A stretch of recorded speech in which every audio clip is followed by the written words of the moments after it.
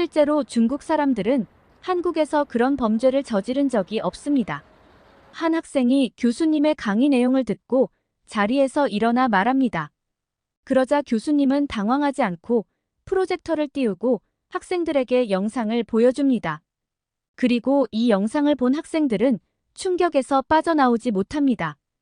도대체 교수님이 학생들에게 보여준 영상은 어떤 영상이었을까요? 안녕하세요. 저는 이현주라고 합니다. 미국의 명문 대학교를 다니고 있는 한국 유학생이에요. 오늘 수업 주제는 아시아 국가들의 치안 상황이었습니다. 평소에도 관심 있던 주제라 저는 앞자리에 앉아 열심히 듣고 있었어요. 교수님께서 말씀을 시작하셨습니다. 오늘은 특별히 한국과 중국의 치안 상황을 비교해 보겠습니다. 먼저 한국은 세계에서 가장 안전한 나라 중 하나로 손꼽힙니다. OECD 국가 중에서도 범죄율이 매우 낮은 편이죠. 교수님은 계속해서 설명하셨어요. 한국은 특히 밤늦게 돌아다녀도 위험하지 않다는 점이 특징입니다. 심야에도 대중교통이 잘 운영되고 길거리에 사람들이 많아 안전합니다. 24시간 영업하는 편의점도 많고요. 이는 한국의 독특한 문화와 높은 시민의식 덕분이라고 볼 수 있습니다. 그 말을 들으니 고향 생각이 났어요. 실제로 제가 한국에 있을 때도 밤늦게 친구들과 놀다가 새벽에 귀가한 적이 많았거든요. 그때는 당연하게 여겼는데 지금 생각해보니 정말 안전한 환경이었던 것 같아요. 교수님은 이어서 중국의 이야기를 하셨습니다. 중국의 경우도 대도시의 치안 상황은 꽤 양호한 편입니다. 베이징, 상하이 같은 대도시는 CCTV가 많이 설치되어 있고 경찰의 순찰도 자주 이뤄집니다. 하지만 흥미로운 점은 중국인들이 많이 거주하는 한국의 특정 지역에서는 상황이 다르다는 겁니다. 이 말에 저는 귀를 쫑긋 세웠어요. 교수님은 계속 설명하셨습니다. 서울의 대림동이라는 지역을 예로 들어볼게요. 이곳은 중국인들, 특히 조선족들이 많이 거주하는 곳인데 최근 몇 년간 치안 문제가 심각하게 대두되고 있습니다. 교수님은 프로젝터로 몇 가지 통계 자료를 보여주셨어요. 대림동의 범죄 발생률은 서울 평균의 2배 이상에 달합니다. 특히 폭력 범죄와 절도 범죄가 많이 일어나고 있어요. 더 심각한 것은 이런 범죄의 상당수가 조직화되어 있다는 점입니다. 저는 놀라움을 감출 수 없었어요. 한국에 있을 때는 대림동에 대해 안 좋은 소문만 들었지 이렇게 구체적인 내용은 몰랐거든요. 교수님은 계속해서 말씀하셨습니다. 대림동에서는 중국인들이 단체로 한국인들에게 범죄를 저지르는 경우도 종종 있습니다. 길거리에서 집단 폭행이 일어나기도 하고 상점을 털거나 보이스피싱 같은 지능 범죄도 많이 발생하고 있어요. 그리고 교수님은 더 충격적인 사실을 알려주셨어요. 대림동에서는 차량 번호판이 없는 자동차들이 자주 목격됩니다. 이는 불법 체류자들이 단속을 피하기 위해 고의로 번호판을 떼고 다니는 경우가 많기 때문이에요. 또한 일부 중국 음식점들은 한국의 위생 규정을 제대로 지키지 않아 문제가 되고 있습니다. 저는 이 말을 듣고 정말 놀랐어요. 제가 알던 한국의 모습과는 너무나 다른 이야기였거든요. 교수님은 마지막으로 이렇게 말씀하셨습니다. 이런 현상은 문화 차이와 사회적 갈등이 복합적으로 작용한 결과라고 볼 수 있습니다. 하지만 중요한 것은 이런 문제를 해결하기 위해서는 양측의 노력이 필요하다는 점입니다. 한국 정부의 적극적인 대책과 함께 중국인 커뮤니티의 자정 노력도 필요할 것 같아요. 그때 앞자리에 앉아있던 중국인 유학생 유양이 손을 들고 발언을 시작했어요.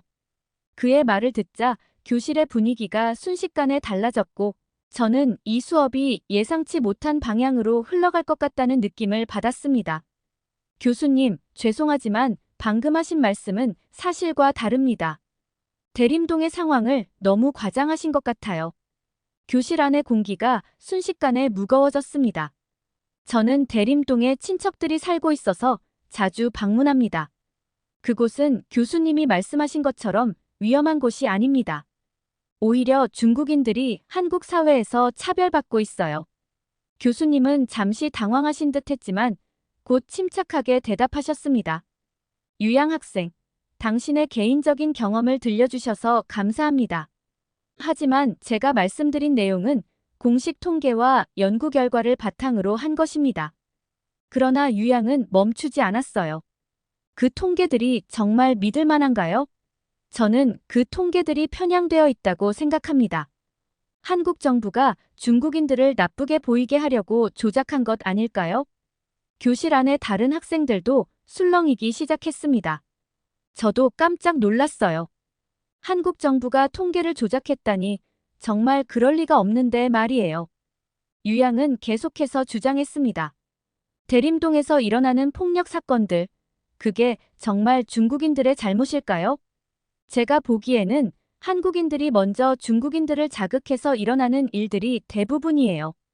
한국인들이 우리를 보면 손가락질하고 중국인들은 더럽다며 모욕하잖아요. 그러니까 우리 중국인들이 화가 나는 거죠. 저는 그 말을 듣고 어이가 없었어요. 제가 한국에 살면서 그런 일을 본 적이 한 번도 없거든요. 오히려 한국 사람들은 외국인들에게 친절하게 대하려고 노력하는 편이에요. 유양은 더 나아가 이렇게 말했습니다. 사실 조선족들은 매우 깨끗하고 질서를 잘 지키는 사람들이에요. 시민의식도 높고요. 오히려 한국인들이 배울 점이 많죠. 우리는 길거리에 쓰레기를 버리지 않고 항상 이웃을 배려합니다. 하지만 한국인들은 우리를 이해하려고 하지 않아요. 이 말을 듣자 저는 정말 화가 났어요. 제가 아는 한국의 모습과는 너무나 다른 이야기였거든요. 한국 사람들이 길거리에 쓰레기를 버리지 않는 것은 전 세계적으로도 유명한 사실인데 말이에요. 유양은 계속해서 말을 이어갔습니다. 그리고 번호판 없는 차량 이야기는 정말 웃깁니다. 그건 우리가 불법 체류자라서가 아니라 한국 경찰이 우리를 괴롭히려고 일부러 번호판을 뗐을 가능성이 크죠. 우리를 음해하려는 술책일 뿐이에요. 이 말을 듣자 교실 안의 모든 학생들이 놀란 표정을 지었어요.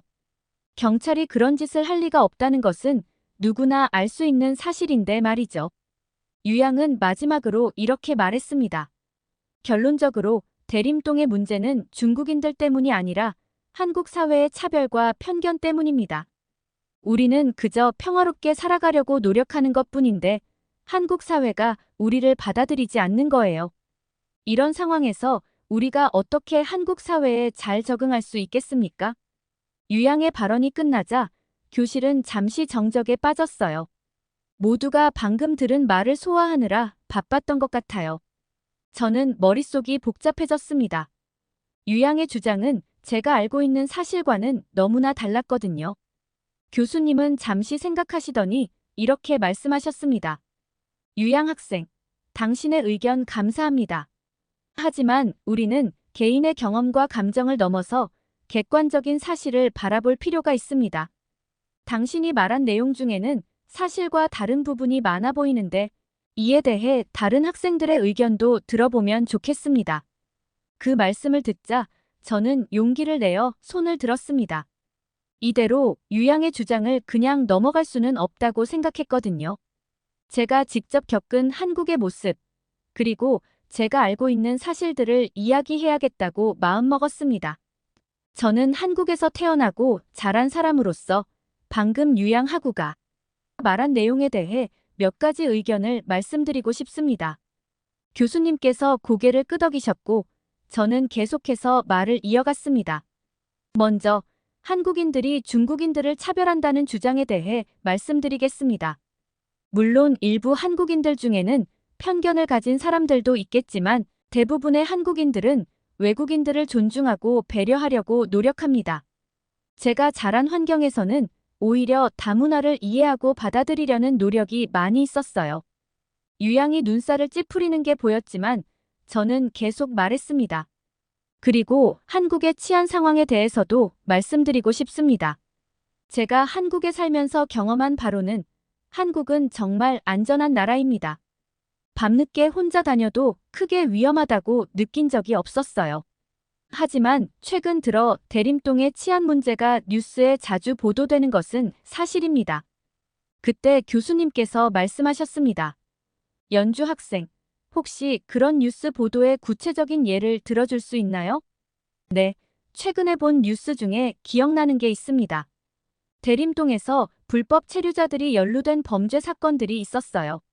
특히 기억에 남는 것은 불법 체류자들이 단속을 피하기 위해 번호판 없는 차를 몰고 다니다가 사고를 내고 도주한 사건이었습니다. 유양이 곧바로 반박했습니다. 그건 분명 과장된 보도일 겁니다. 우리 중국인들이 그럴 리가 없어요. 하지만 저는 계속해서 말을 이어갔습니다. 단순히 뉴스 보도뿐만이 아닙니다. 최근에는 SNS를 통해 대림동의 실제 모습을 보여주는 영상들이 많이 공유되고 있어요. 그 영상들을 보면 정말 충격적입니다. 교수님께서 관심을 보이셨습니다. 어떤 영상들인가요? 네, 여러 가지가 있습니다. 예를 들어, 길거리에 쓰레기를 무단으로 버리는 모습, 대로변에서 집단으로 모여 담배를 피우고 꽁초를 아무데나 버리는 장면, 심지어는 길거리에서 노상방뇨를 하는 모습까지 있었어요. 더 충격적인 것은 이런 행동을 하는 사람들을 한국인들이 쳐다보기만 해도 위협적인 태도를 보인다는 겁니다. 유양이 또다시 끼어들었습니다. 그런 영상들은 조작된 것일 수 있어요. 우리 중국인들을 나쁘게 보이게 하려고 일부러 만든 거라고요. 저는 차분히 대답했습니다. 물론 영상이 조작될 가능성은 있습니다. 하지만 이렇게 많은 사람들이 비슷한 경험을 이야기하고 다양한 각도에서 찍힌 여러 영상들이 있는 걸 보면 모두 조작되었다고 보기는 어려울 것 같아요. 교수님께서 고개를 끄덕이셨습니다. 네, 좋은 지적입니다.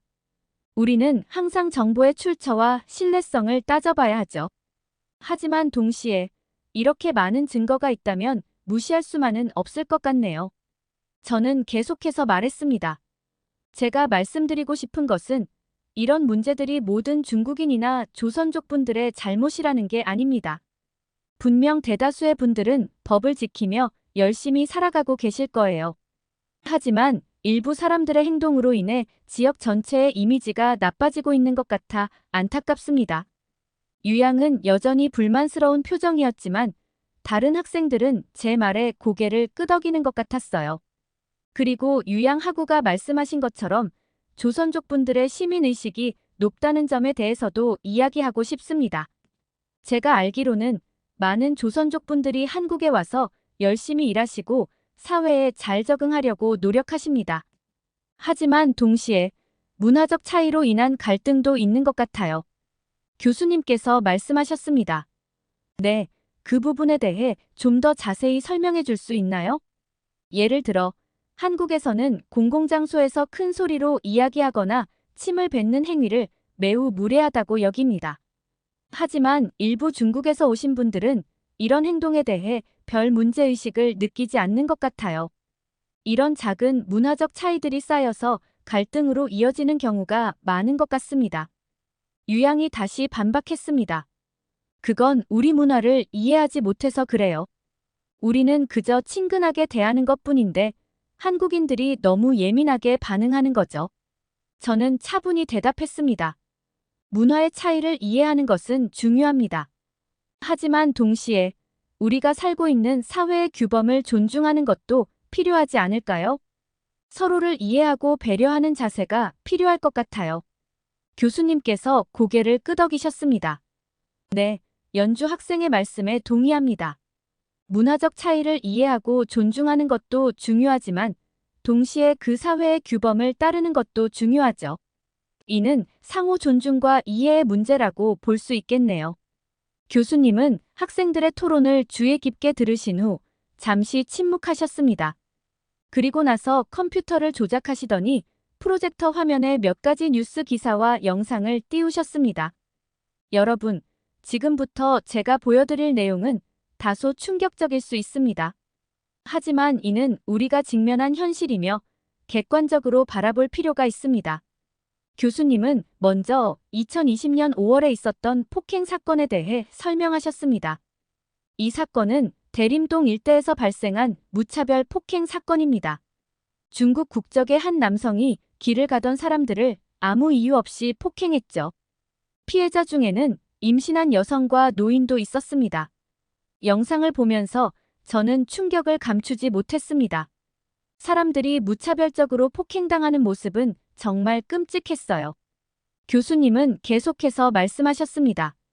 다행히 경찰이 신속하게 대응해 범인을 체포했지만 이 사건으로 인해 대림동의 치안 문제가 다시 한번 대두되었습니다. 다음으로 교수님은 2019년 8월에 있었던 폭력 사건에 대해 이야기하셨어요. 이번에는 대림동의 한 중국 음식점에서 일어난 일입니다.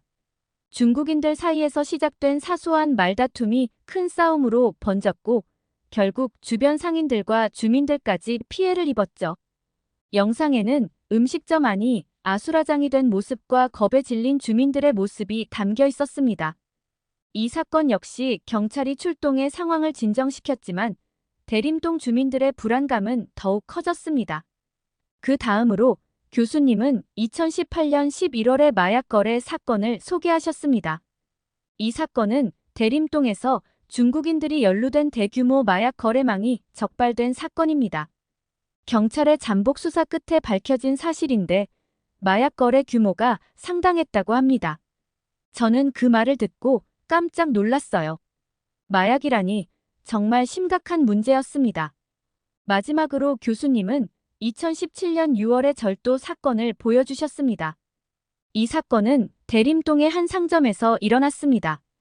CCTV 영상을 보시면 알 수 있듯이 여러 명의 중국인들이 조직적으로 물건을 훔치는 모습이 찍혔습니다. 영상 속에서 중국인들이 재빠르게 물건을 훔치는 모습을 보니 정말 안타까웠습니다. 교수님은 이어서 말씀하셨습니다. 이런 사건들은 빙산의 일각에 불과합니다. 실제로 대림동에서는 이보다 더 많은 크고 작은 사건들이 일어나고 있습니다. 그리고 이로 인해 대림동 주민들의 삶의 질이 크게 떨어지고 있죠. 그러면서 교수님은 또 다른 영상을 보여주셨습니다. 이번에는 대림동에 사는 한국인 주민의 인터뷰 영상이었어요. 저는 20년 넘게 대림동에서 살아왔습니다. 예전에는 정말 좋은 동네였어요. 이웃들과 정도 나누고 밤에 산책하는 것도 즐거웠죠. 하지만 지금은 밤에 나가는 것이 무서워요. 길거리에 쓰레기가 넘쳐나고 밤마다 술 취한 사람들이 고성방가를 하고 다닙니다. 심지어 집 앞 골목에서 소변을 보는 사람들도 봤어요. 이게 정말 서울 맞나 싶을 정도예요. 인터뷰 영상을 보면서 저는 마음이 무거워졌습니다. 한때 평화로웠던 동네가 이렇게 변해버렸다니 정말 안타까웠어요. 교수님은 마지막으로 이렇게 말씀하셨습니다. 여러분, 이런 상황들을 보면 대림동의 문제가 단순히 문화적 차이나 편견의 문제가 아니라는 것을 알 수 있습니다. 실제로 일어나고 있는 범죄와 무질서가 지역 주민들의 삶을 위협하고 있는 거죠. 이는 단순히 한 지역의 문제가 아니라 우리 사회 전체가 고민하고 해결책을 찾아야 할 문제입니다. 교수님의 설명이 끝나자 유양은 다시 한번 자리에서 일어났습니다. 그의 얼굴에는 분노와 불신의 표정이 역력했습니다. 교수님, 저는 방금 보여주신 모든 자료와 영상을 전혀 믿을 수 없습니다. 이것들은 모두 조작되었거나 과장된 것이 분명합니다. 우리 중국인들을 악마화하려는 의도적인 선전이라고밖에 볼 수 없어요. 교수님은 침착하게 대답하셨습니다. 유양 학생, 당신의 의견은 존중합니다. 하지만 이 자료들은 공식적인 경찰 기록과 뉴스 보도, 그리고 실제 주민들의 증언을 바탕으로 한 것입니다. 이를 모두 조작되었다고 주장하는 것은 현실을 부정하는 것이 아닐까요? 그러나 유양은 물러서지 않았습니다. 만약 그런 사건들이 정말로 있었다면 우리 중국 정부에서 반드시 해결하려 했을 겁니다. 중국은 자국민의 안전과 명예를 매우 중요하게 여기니까요. 하지만 그런 일은 없었습니다. 이는 곧 이 모든 이야기가 거짓이라는 증거입니다. 교수님은 잠시 생각에 잠기셨다가 대답하셨습니다. 유양 학생, 당신의 주장은 이해합니다. 하지만 현실은 그렇게 단순하지 않습니다. 사실 대림동의 상황은 중국 정부도 손을 쓰기 어려운 지경에 이르렀습니다. 교수님은 컴퓨터를 조작하여 새로운 자료를 화면에 띄우셨습니다. 이 자료를 보시면 알 수 있듯이 대림동에는 상당수의 불법 체류자들이 살고 있습니다. 2023년 기준으로 대림동의 외국인 주민 중 약 30%가 불법 체류자로 추정됩니다. 학생들 사이에서 논란 탄성이 들렸습니다. 교수님은 계속해서 설명하셨습니다. 이들은 공식적으로 존재하지 않는 사람들입니다. 중국 정부의 관리 대상도 아니고 한국 정부의 보호도 받지 못하는 사각지대에 있는 것이죠. 이런 상황에서 중국 정부가 직접 나서서 문제를 해결하기는 매우 어렵습니다. 유양은 여전히 불만스러운 표정이었지만 더 이상 반박하지 않았습니다. 교수님은 이어서 새로운 통계 자료를 보여주셨습니다. 이번에는 서울 시민들을 대상으로 한 설문조사 결과입니다. 서울에서 가장 가기 싫은 동네를 물었을 때 대림동이 1위를 차지했습니다.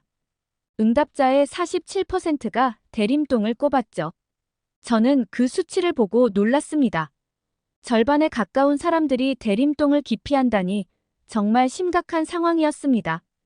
교수님은 계속해서 말씀하셨습니다. 이런 인식은 단순히 편견에서 비롯된 것이 아닙니다. 실제로 대림동의 범죄율은 서울 평균의 2배에 달합니다. 특히 폭력 범죄와 절도 범죄가 많이 발생하고 있죠. 그리고 교수님은 마지막으로 흥미로운 이야기를 꺼내셨습니다. 여러분, 혹시 최근에 개봉한 영화들 중에 대림동이나 조선족을 다룬 작품들을 본 적이 있나요? 몇몇 학생들이 손을 들었습니다. 네, 많은 분들이 아시는군요. 실제로 최근 몇 년간 한국 영화계에서는 대림동과 조선족을 소재로 한 작품들이 여러 편 제작되었습니다. 이는 그만큼 이 문제가 한국 사회에서 큰 관심사라는 것을 보여주는 증거이기도 합니다. 교수님은 스크린에 몇 가지 영화 포스터를 띄우셨습니다. 예를 들어 2019년에 개봉한 범죄도시라는 영화가 있습니다. 이 영화는 대림동을 배경으로 한국 경찰과 중국 범죄 조직 간의 대결을 그렸죠. 당시 600만 명 이상의 관객을 동원하며 큰 화제를 모았습니다. 교수님은 계속해서 다른 영화들을 소개하셨습니다. 2020년에는 장산범이라는 영화가 개봉했습니다. 이 영화 역시 대림동을 배경으로 하고 있죠. 2021년에는 낙원의 밤이라는 영화가 나왔는데 이 작품은 조선족 출신 배우가 주연을 맡아 화제가 되었습니다. 학생들은 모두 진지한 표정으로 듣고 있었습니다. 이런 영화들이 만들어지고 인기를 얻는다는 것은 그만큼 이 문제가 한국 사회에서 중요한 이슈라는 것을 보여줍니다. 단순한 편견이나 오해가 아니라 실제로 많은 사람들이 경험하고 걱정하는 문제라는 거죠. 교수님은 잠시 말을 멈추고 교실을 둘러보셨습니다. 모든 학생들의 시선이 교수님께 집중되어 있었습니다. 하지만 동시에 우리는 이런 상황을 어떻게 개선할 수 있을지 고민해야 합니다. 단순히 문제를 지적하는 것에서 그치지 않고 해결책을 모색해야 하는 거죠. 자, 오늘 수업은 여기까지 하겠습니다. 여러분, 오늘 다룬 주제에 대해 깊이 생각해 보시기 바랍니다. 다음 수업에서는 이 문제에 대한 해결책을 함께 토론해 보도록 하겠습니다. 교수님의 말씀과 함께 학생들은 하나둘 자리에서 일어나기 시작했습니다. 하지만 유양은 여전히 자리에 앉아 있었습니다. 그의 얼굴은 붉게 달아올라 있었고 손은 책상을 꽉 쥐고 있었습니다. 그의 몸이 미세하게 떨리는 것이 보였습니다. 그의 눈에는 분노와 좌절, 그리고 슬픔이 뒤섞여 있었습니다. 강의실을 나오면서 저는 많은 생각이 들었습니다. 오늘 수업은 제가 알고 있던 한국과 중국의 관계, 그리고 우리 사회의 현실에 대해 다시 한번 깊이 생각하게 만들었습니다. 대림동의 문제는 단순히 한 지역의 문제가 아니라 우리 사회가 다문화 시대에 어떻게 대응해야 하는지를 보여주는 중요한 사례라고 생각됩니다. 우리는 문화적 차이를 인정하고 존중하면서도 동시에 우리 사회의 규범과 질서를 지켜나가는 방법을 찾아야 합니다. 강의실을 나서면서 저는 이 복잡한 문제에 대해 계속해서 고민하고 배워나가야겠다고 다짐했습니다. 이렇게 한국의 대림동에서 중국인들이 행하는 범죄들에 대한 사연 어떻게 들으셨나요? 저도 소문으로만 듣고 영화에서 본 내용들이지만 실제로도 이렇게 흉악할 정도일 줄은 전혀 몰랐는데요. 여러분들은 대림동에 가보신 적이 있나요? 아니면 조선족에게 겪었던 안 좋은 경험들이 있을까요? 댓글을 통해서 다양한 의견을 공유해 주시길 바라고 구독과 좋아요 부탁드립니다. 해외에서 한국인들보다 중국인이 더 우대받는다는 사실을 모르시나요? 중국은 한국에 대한 관심조차 없는걸요. 강의실 속에서 한 학생의 목소리가 울려 퍼지고 있습니다. 그러다 그 학생의 가방에서 무언가가 떨어지게 되고 한 학생은 그 물건을 보며 놀라면서 말합니다. 그러자 그 학생은 얼굴이 붉어진 채로 강의실 밖으로 뛰쳐나가는데요. 도대체 그 학생의 가방에서 떨어진 물건은 무엇이었을까요? 안녕하세요. 제 이름은 다이입니다. 저는 독일 베를린의 훔볼트 대학교에서 유학 중인 한국 학생입니다. 오늘은 특히 기대하고 있던 세계 문화이의 강의 첫날이었습니다. 노트를 펴고 강의 시작을 기다리는 동안 이번 학기에 배우게 될 내용들을 생각하니 가슴이 두근거렸습니다. 여러분, 안녕하세요. 오늘은 아주 흥미로운 주제로 시작하겠습니다. 아시아에서 가장 뜨거운 나라, 한국에 관한 강의 주제입니다. 저도 모르게 눈이 반짝였습니다. 제 고국에 대한 이야기라니 정말 기대가 되었습니다. 최근 몇 년간 우리는 한류라는 현상을 목격하고 있습니다. K-팝, K-드라마, K-뷰티, 한국 문화가 전 세계를 강타하고 있죠. 하지만 오늘은 이 현상의 또 다른 측면을 살펴보려 합니다. 교수님께서 잠시 말씀을 멈추시고 우리들의 반응을 살피셨습니다. 저를 포함한 모든 학생들이 호기심 어린 눈으로 교수님을 바라보고 있었습니다. 바로 다른 나라 사람들이 한국인인 척하는 현상입니다. 강의실에서 작은 술렁임이 일었고 저는 눈썹을 치켜 올렸습니다. 처음 듣는 이야기였기 때문입니다. 특히 주목할 만한 것은 일부 중국인들의 행동입니다. 교수님께서 설명을 이어가셨습니다. 그들 중 일부는 한국인처럼 옷을 입고 한국식 화장을 하며 심지어 한국식 이름을 사용하기도 합니다. 심각한 경우 한국 여권을 위조하거나 도용하는 사례까지 있었습니다. 왜 이런 현상이 일어날까요? 저는 용기를 내어 손을 들었습니다. 교수님께서 고개를 끄덕이시며 저를 가리키셨습니다. 한국과 중국의 국가 이미지 차이 때문인 것 같습니다. 제가 대답했습니다. 한국은 세계적으로 문화 강국으로 인정받고 있고 K-팝, K-드라마, K-뷰티 등 소프트 파워가 강합니다. 반면 중국은 경제 규모는 크지만 인권 문제나 지적 재산권 침해 등으로 부정적인 이미지가 있습니다. 그래서 일부 중국인들이 더 긍정적으로 인식되는 한국인으로 위장하는 것 같습니다. 정확한 분석입니다. 교수님께서 맞장구 치셨습니다. 실제로 많은 국가에서 한국인들은 세련되고 현대적이며 창의적인 이미지를 가지고 있습니다. 한국의 민주주의와 시민의식도 높이 평가받고 있죠. 반면 중국은 언론 통제, 소수민족 탄압, 환경오염 등으로 인해 부정적인 고정관념이 여전히 존재합니다. 교수님은 잠시 말씀을 멈추시고 강의실을 둘러보셨습니다. 물론 이는 일반화의 위험이 있는 민감한 주제입니다. 하지만 우리는 이런 현상의 원인을 객관적으로 분석할 필요가 있습니다. 한국이 짧은 시간 안에 문화 강국으로 부상한 것은 분명 놀라운 성과입니다. 반면 중국은 중국몽을 내세우며 국가 이미지 개선에 노력하고 있지만 아직 갈 길이 멀어 보입니다. 저는 고개를 끄덕이며 열심히 필기했습니다. 한국인으로서 자부심을 느끼면서도 이런 현상이 가져올 수 있는 문제점들에 대해 고민하게 되었습니다.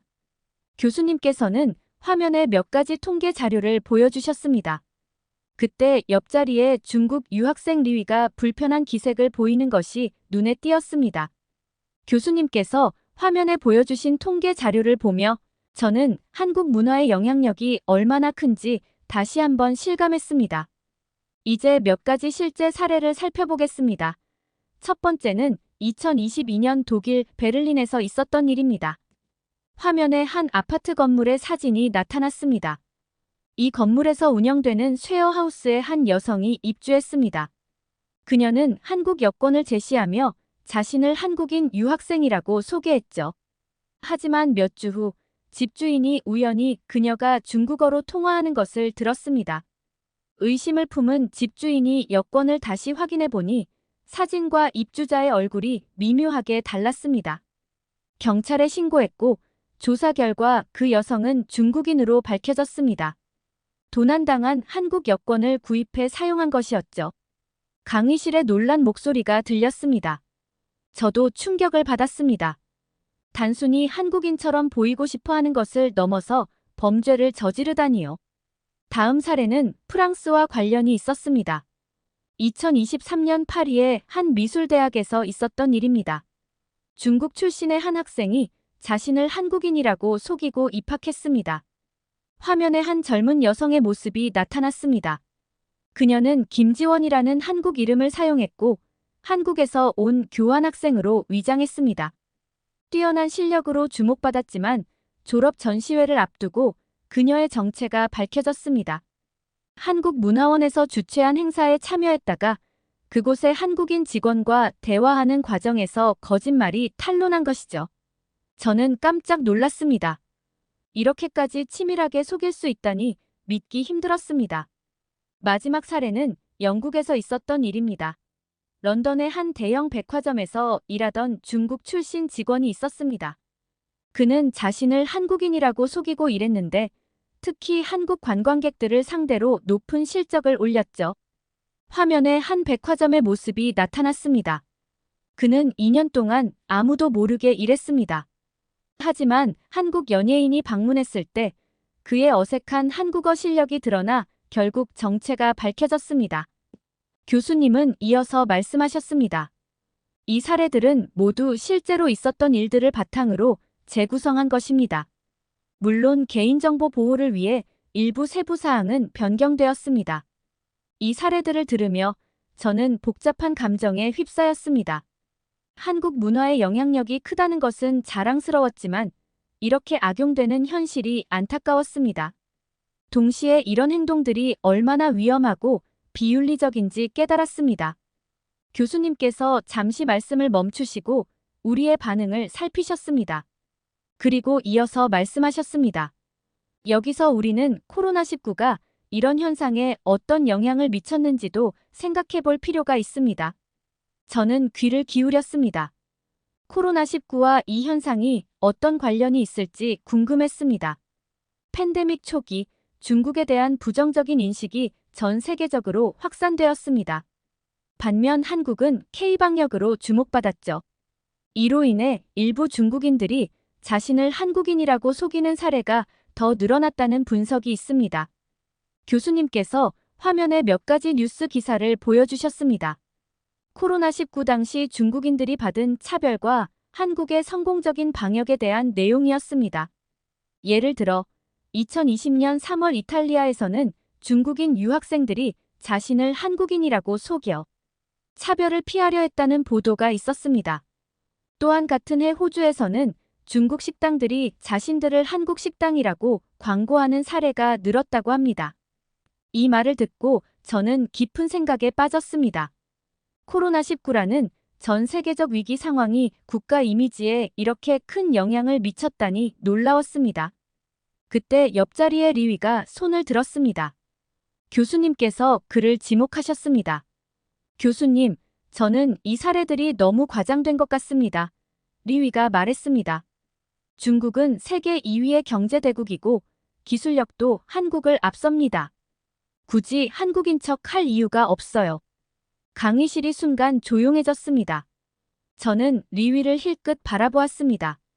그의 얼굴이 붉어져 있었습니다. 교수님께서는 침착하게 대답하셨습니다. 리위 학생, 당신의 의견은 존중합니다. 하지만 우리가 살펴본 사례들은 실제로 있었던 일들입니다. 경제력이나 기술력만으로 한 나라의 모든 것을 평가할 수는 없습니다. 문화적 영향력, 즉 소프트 파워의 중요성을 간과해서는 안 됩니다. 리위는 뭔가 더 말하려는 듯 했지만 결국 입을 다물었습니다. 교수님께서 다시 말씀을 이어가셨습니다. 이런 현상이 일어나는 이유를 더 깊이 살펴볼 필요가 있습니다. 단순히 어느 나라가 더 우월하다는 식의 논쟁은 의미가 없습니다. 중요한 것은 왜 이런 일이 벌어지는지, 그리고 이것이 우리 사회에 어떤 영향을 미치는지 이해하는 것입니다. 저는 고개를 끄덕이며 교수님의 말씀에 동의했습니다. 이 문제는 단순히 한국과 중국의 문제를 넘어서 글로벌 사회의 복잡한 역학관계를 보여주는 것 같았습니다. 그때 리위가 다시 손을 들었습니다. 교수님, 제가 한 가지 말씀드리고 싶습니다. 리위의 목소리에는 약간의 흥분이 묻어 있었습니다. 사실 한국 사람들도 중국인인 척하는 경우가 많습니다. 모두의 시선이 리위에게 집중되었습니다. 저는 의아한 표정으로 그를 바라보았습니다. 제가 들은 바로는 베이징의 한 대학에서 한국 유학생이 자신을 중국인이라고 속이고 입학한 사례가 있었습니다. 그리고 상하이의 IT 기업에서도 한국인이 중국인으로 위장해 취업한 경우도 있었죠. 그뿐만이 아닙니다. 최근에는 한국인들이 중국 문화를 열심히 따라하고 있다는 소식도 들었어요. 강의실 전체가 의아한 표정으로 리위를 바라보았습니다. 저 역시 믿기 힘든 표정으로 그를 쳐다보았습니다. 예를 들어 서울의 한 대학에서는 중국어 수업 신청이 폭주해서 추가 분반을 개설했다고 해요. 그리고 한국의 젊은이들 사이에서 중국 전통 의상인 치파오를 입고 다니는 게 유행이라고 합니다. 학생들 사이에서 작은 웃음소리가 들렸습니다. 하지만 리위는 아랑곳하지 않고 계속 말했습니다. 심지어 한국의 일부 연예인들은 중국 스타일의 메이크업을 하고 중국 노래를 부르기도 한대요. 이건 명백히 한국인들이 중국 문화를 동경하고 있다는 증거 아닐까요? 저는 더 이상 참을 수 없어 손을 들고 말했습니다. 리위 씨, 그런 주장들의 출처가 어디인지 물어봐도 될까요? 제가 알기로는 그런 현상들이 전혀 없는데요. 리위는 잠시 당황한 기색을 보이더니 이내 대답했습니다. 구체적인 출처는 기억나지 않지만 중국 SNS에서 많이 돌아다니는 이야기들이에요. 교수님께서 고개를 가로저으시며 말씀하셨습니다. 리위 학생, 검증되지 않은 SNS의 소문을 사실처럼 이야기하는 것은 매우 위험합니다. 특히 국가 간의 문화적 영향력을 논할 때는 더욱 신중해야 합니다. 교수님은 화면에 중국의 주요 SNS 플랫폼들의 이미지를 띄우셨습니다. 중국의 SNS 플랫폼들은 정부의 엄격한 검열을 받고 있습니다.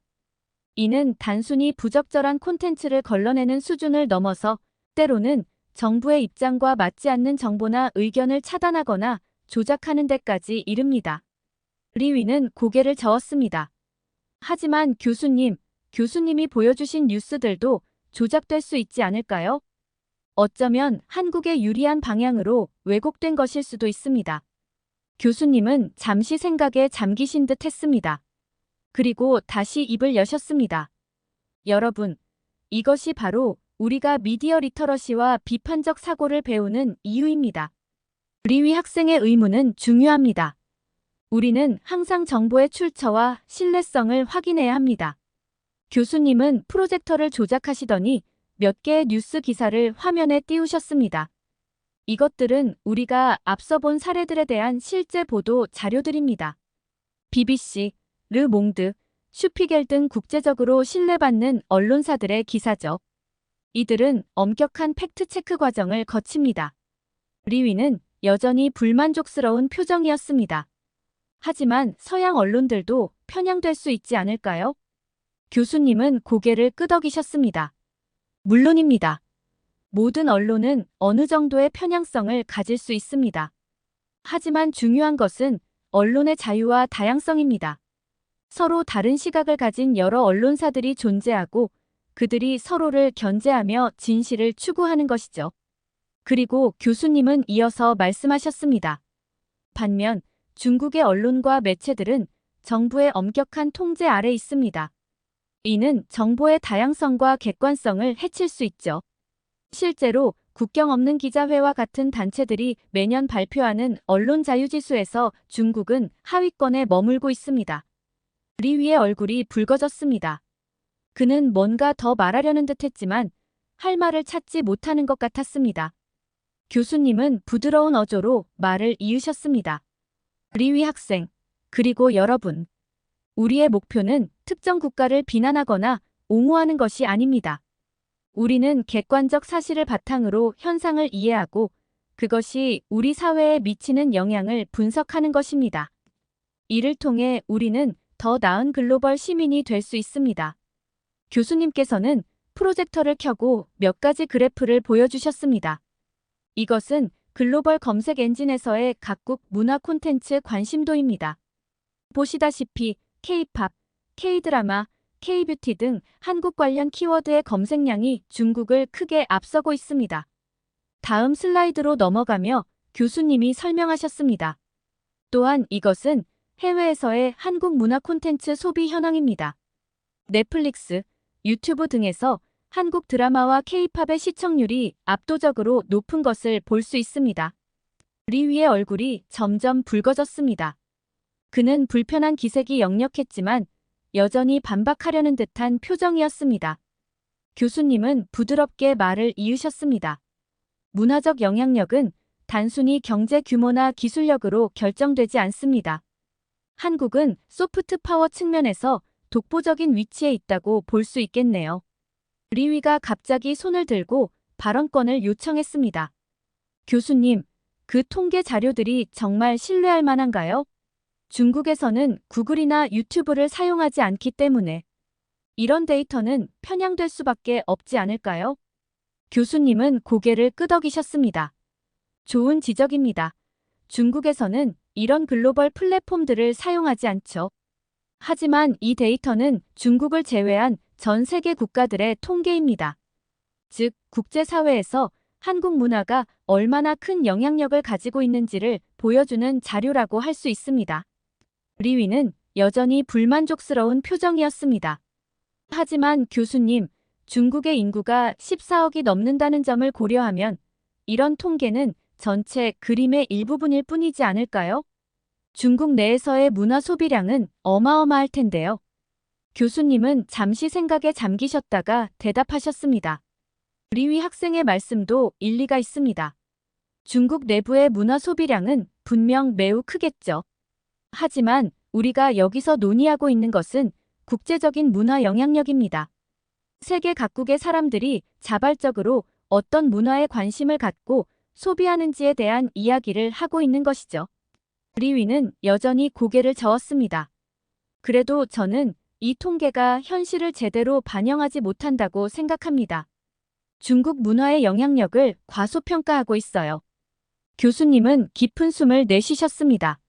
하지만 우리는 객관적인 데이터를 바탕으로 현상을 분석해야 합니다. 중국 문화도 분명 큰 잠재력을 가지고 있습니다. 다만 현재 국제사회에서의 영향력 측면에서는 한국이 앞서고 있다는 것이 사실입니다. 리위는 여전히 불만족스러운 표정이었지만 더 이상의 반박은 하지 않았습니다. 교수님은 이 기회를 활용해 주제를 더 넓은 맥락으로 확장시키셨습니다. 교수님은 프로젝터에 세계 지도를 띄우셨습니다. 여러분, 오늘날 우리는 그 어느 때보다 연결된 세상에 살고 있습니다. 하지만 동시에 정보의 차단과 왜곡으로 인해 서로를 오해하고 편견을 갖기 쉬운 상황이기도 합니다. 예를 들어 중국에서는 우리가 흔히 사용하는 많은 글로벌 서비스들을 이용할 수 없습니다. 구글, 페이스북, 트위터 등이 차단되어 있죠. 심지어 전 세계적으로 인기 있는 OTT 서비스인 넷플릭스도 중국에서는 서비스되지 않습니다. 리위가 조심스럽게 손을 들었습니다. 그렇지만 교수님, 우리는 자체적인 서비스들을 가지고 있습니다. 바이두, 위챗, 웨이보 같은 것들이요. 교수님은 고개를 끄덕이셨습니다. 맞습니다, 리위 학생. 하지만 이런 상황이 가져오는 결과에 대해 한번 생각해 봅시다. 전 세계인들이 같은 플랫폼에서 소통하고 정보를 공유할 때 중국의 사용자들은 그 대화에서 배제됩니다. 이는 상호 이해와 문화 교류를 제한할 수 있습니다. 저는 이 점에 대해 궁금증이 생겨 손을 들고 질문했습니다. 교수님, 그렇다면 이런 정보의 차단이 문화 교류에 어떤 구체적인 영향을 미치나요? 교수님은 미소를 지으시며 대답하셨습니다. 좋은 질문입니다. 다이 학생. 예를 들어, 전 세계적으로 유행하는 밈이나 트렌드가 있을 때 중국 사용자들은 이를 실시간으로 경험하기 어렵습니다. 또한 글로벌 이슈에 대한 다양한 의견을 접하는데 제한이 있을 수 있죠. 리위가 다시 발언권을 얻었습니다. 하지만 교수님, 우리도 다른 나라의 IP를 쓰는 VPN 우회를 통해 이런 서비스들을 이용할 수 있어요. 그리고 우리만의 문화를 발전시키는 것도 중요하지 않을까요? 교수님은 고개를 끄덕이셨습니다. 물론 그렇습니다. 자국 문화의 발전도 중요합니다.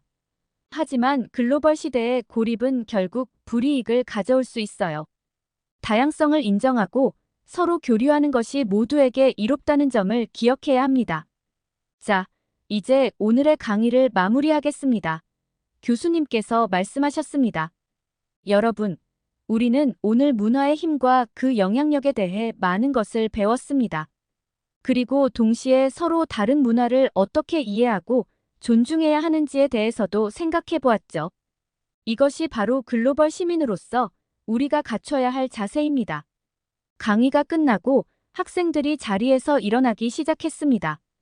저도 가방을 챙기며 일어섰습니다. 그때였습니다. 리위가 자리에서 일어나는 순간 그의 주머니에서 무언가가 떨어졌습니다. 작은 소리와 함께 바닥에 굴러간 그것을 저는 반사적으로 주워들었습니다. 이거 한국 화장품 아닌가요? 저도 모르게 말이 튀어나왔습니다. 순간 리위의 얼굴이 창백해졌다가 이내 새빨갛게 변했습니다. 그의 눈은 커다랗게 떠졌고 입은 말을 하려는 듯 벌어졌다가 다시 다물어졌습니다. 리위의 당황한 모습이 역력했습니다. 그게. 그러니까. 리위는 말을 더듬으며 어쩔 줄 몰라 했습니다. 그의 손이 떨리는 것이 보였습니다. 주변의 학생들도 이 상황을 눈치챘는지 우리를 향해 시선을 돌렸습니다. 강의실 안에 묘한 긴장감이 감돌았습니다. 그때 교수님께서 우리에게 다가오셨습니다. 교수님의 입가에는 따뜻한 미소가 어려 있었습니다. 리위 학생, 결국 당신도 한국 문화의 영향을 받고 있네요. 교수님께서 부드럽게 말씀하셨습니다. 이것이 바로 우리가 오늘 배운 소프트 파워입니다. 국적과 상관없이 좋은 것은 인정하고 받아들이는 것. 그것이 바로 진정한 문화 교류죠. 리위는 고개를 푹 숙인 채 아무 말도 하지 못했습니다. 그의 어깨가 살짝 떨리는 것이 보였습니다. 주변 학생들 사이에서 작은 웃음소리가 들렸습니다. 학생들은 조롱 섞인 웃음을 참고 있었습니다. 저는 리위에게 화장품을 건네며 말했습니다. 괜찮아요, 리위. 저도 사실 중국 브랜드 화장품을 사용해 본 적 있어요. 좋은 제품은 어느 나라 것이든 사용할 가치가 있잖아요. 그런데 뜻밖에도 리위의 표정이 갑자기 바뀌었습니다. 그는 당황한 기색을 감추고 오히려 뻔뻔한 태도로 나왔습니다. 뭘 오해하시는 것 같은데 리위가 냉소적인 어조로 말했습니다. 이건 그냥 누군가가 제 가방에 넣어둔 거예요. 저는 한국 화장품인지도 몰랐어요. 중국 제품만 써요. 주변 학생들은 의아한 표정으로 리위를 바라보았습니다. 한 학생이 말했습니다. 그런데 왜 아까는 그렇게 당황한 것처럼 보였어? 내 행동은 뭔가에 걸린 사람 같았는데. 리위의 얼굴이 순간 굳어졌습니다. 그의 뻔뻔한 태도가 순식간에 무너지는 것이 보였습니다. 창피함이 그의 얼굴을 붉게 물들이기 시작했습니다. 그건. 리위가 말을 더듬었습니다. 하지만 이미 늦었습니다. 모든 사람들이 상황을 파악한 듯했고 리위의 거짓말이 들통난 것이 명백해 보였습니다. 리위는 더 이상 아무 말도 하지 않았습니다. 그는 바닥에 떨어진 화장품을 주워들지도 않은 채 급하게 가방을 들고 강의실을 빠져나갔습니다. 강의실 문이 쾅 하고 닫히는 소리가 들렸습니다.